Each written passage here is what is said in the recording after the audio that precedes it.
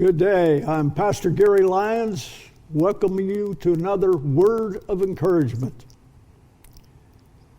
And today's word of encouragement is coming from the Old Testament, from the prophet Isaiah.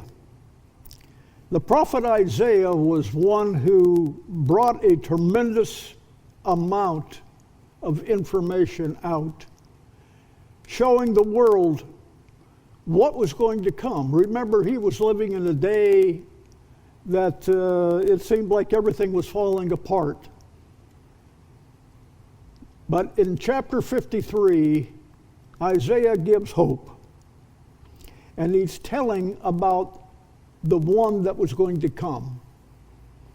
So I'm going to read verses 3 to 5 in Isaiah 53.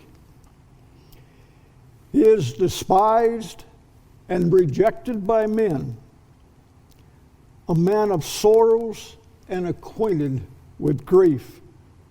And we hid, as it were, our faces from him. He was despised, and we did not esteem him. Surely he has borne our griefs and carried our sorrows. Yet we esteemed him stricken, smitten by God, and afflicted. But he was wounded for our transgressions. He was bruised for our iniquities. The chastisement for our peace was upon him, and by his stripes we are healed. I would like to paint a word picture for you today, because I believe that we look sometimes at Jesus with a wrong interpretation of who he was or what he went through.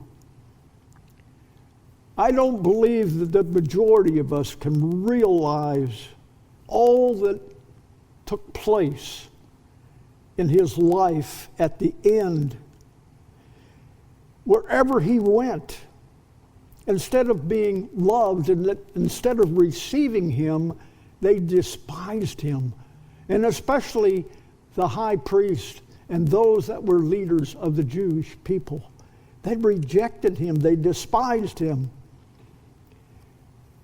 He knew and understood what sorrow was all about. He was acquainted with grief. And people, they either loved him or they thought that he was a great miracle worker, or he thought that he was the greatest farce of all. We hid our faces from him. He was despised in all ways, and we did not lift him up.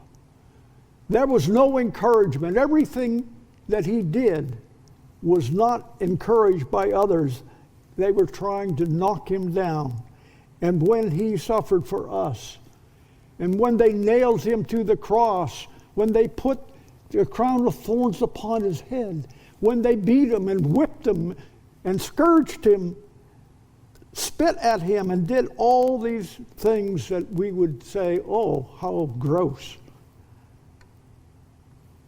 But he did it for us because he loved us.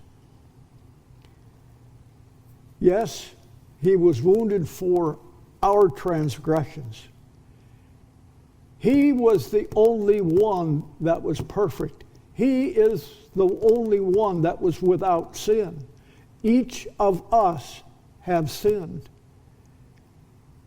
He took our sins and bore them to the cross of Calvary. They nailed him to the cross that he would die. But in his death, burial, and resurrection, we gloriously have been saved. We have possibilities. We have life. And we can have life everlasting through him. What a wonderful thing to know that he was bruised for our iniquity, my iniquity. And with his stripes, we are healed. He has brought hope. He has brought life. We cannot have everlasting life without him. Not at all. And again, I would like to say, seek after him. Let him be your encouragement. Remember, he suffered for us. Because he loves us and he gave us something so wonderful. And remember, his grace is sufficient.